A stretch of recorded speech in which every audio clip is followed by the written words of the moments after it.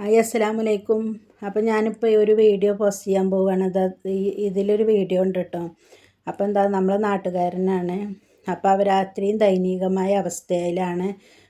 എത്ര 42 ലക്ഷം അത്രയൊക്കെ വേണം ചികിത്സക്ക്. അപ്പോൾ അതുകൊണ്ട് നമ്മളെ നിത്യ ജീവിതം നയിക്കുന്ന ആൾക്കാരാവുകൊണ്ട് നമുക്ക് ഇങ്ങനത്തെ എത്ര വലിയ എമൗണ്ടൊന്നും നമ്മളെടുത്ത് ആർത്തും ഉണ്ടാവില്ല. അപ്പോൾ നിങ്ങളടുത്ത് ഒരു 10 രൂപ ഉള്ളെങ്കിലും അത് കൊടുത്ത് എല്ലാവരും ഒന്ന് സഹായിക്കണം അവരെ.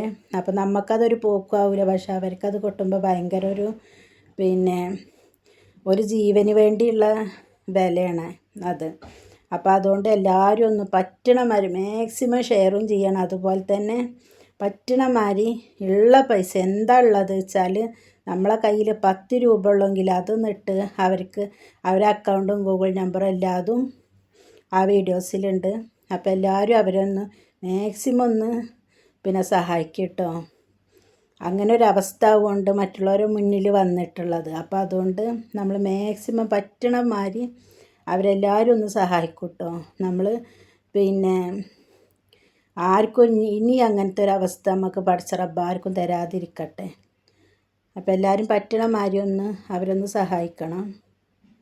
ഓക്കെ, അത്രേ ഉള്ളൂ. അപ്പോൾ വീഡിയോ ഒന്ന് കണ്ടു നോക്കൂ കേട്ടോ.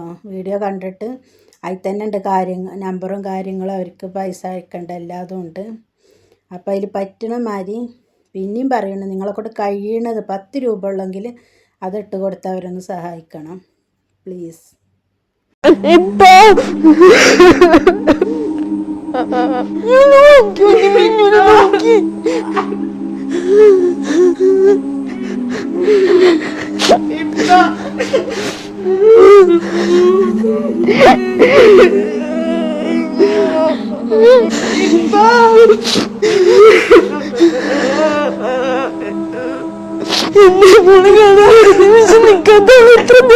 ഞങ്ങളെ കണ്ടിട്ട് ഉപ്പാനെല്ലാരും സഹായിക്കണം. സങ്കടം തീരെ കാണാൻ പറ്റുന്നില്ല. കുട്ടല്ലാതെ ആരുമില്ല.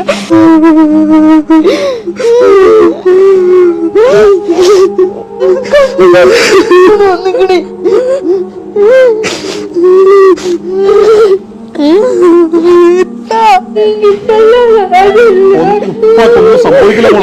ഒന്നും സംഭവിക്കില്ല. പൂർണ്ണ ആരോഗ്യത്തോടെ ജീവിതത്തിലേക്ക് തിരിച്ചു വരും. മോള് സമാധാനമായിരിക്കും. നിമിഷം എന്നെ എന്റെ മോളെയും കാണാതെ നിൽക്കാൻ പറ്റാത്ത ഒരാളാണ്. എത്ര ദിവസമാണ് ഈ ഒരു കിടത്തം കിടക്കുന്നത്. മലപ്പുറം ജില്ലയിലെ തിരൂർക്കാട് അരിപ്ര എന്ന് പറയുന്ന പ്രദേശത്ത് താമസിക്കുന്ന ഉമർ എന്ന് പറയുന്ന പ്രിയപ്പെട്ട സഹോദരന് ഒരു സ്ട്രോക്ക് വന്ന് ഹാർട്ട് ബ്ലോക്കായി വളരെ ഗുരുതര അവസ്ഥയിലാണ്. ഒരു സർജറി ചെയ്ത് തലയോട്ടി അടക്കം മാറ്റി വെച്ചിട്ടുണ്ട്. ഇനിയും സർജറികളും ചികിത്സകളും നൽകാനുള്ള സാഹചര്യം ഇല്ലാത്തത് കൊണ്ടാണ് ഏകദേശം 10 ലക്ഷം രൂപയോളം ഇവിടെ ചെലവ് വന്നു. ഇനിയൊരു അവസ്ഥ ഒരു സാഹചര്യം ഇല്ലാത്തത് കൊണ്ടാണ് പ്രിയപ്പെട്ടവർ അവസാന പ്രതീക്ഷയും